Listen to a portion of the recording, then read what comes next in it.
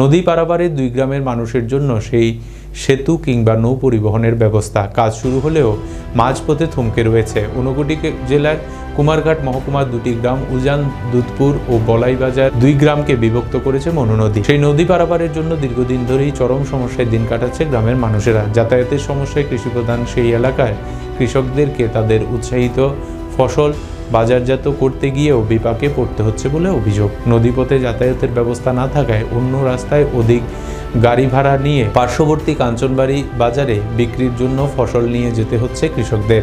এতে করে ফসলের উপযুক্ত মূল্য পেতে হিমশিম খেতে হচ্ছে চাষিদের।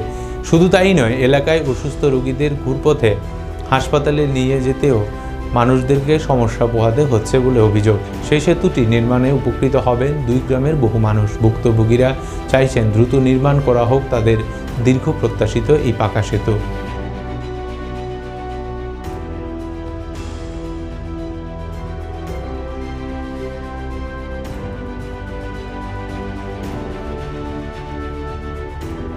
পাকা ব্রিজটা হয়তো আসলো 5 বছরে, 5 বছর মোটামুটি চলে গেছে। অর্ধেক কাজ করে এখন বন্ধ কাজটা।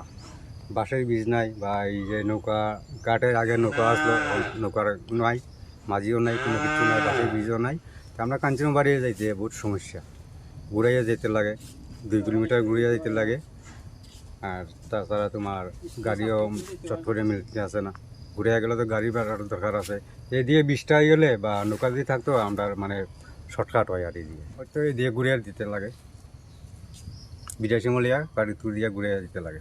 সমস্যা নেই, সমস্যা অনেক সময় মানে একটা অসুখ বিসুখ হইলে রুগী হইলে চট করে একটা গাড়ি মিলে না, বা ঘুরে যাইতে হলে রুগী বা আধা রাস্তা মারাও যাইতে পারে। এই দিয়ে আমরা বৃষ্টি হয়ে গেলে আমরা চট করে আমরা দিয়ে যেতে পারি। প্রায় তো 400-450 মতো পরিবার আছে আমরা দুপুরে গ্রামে।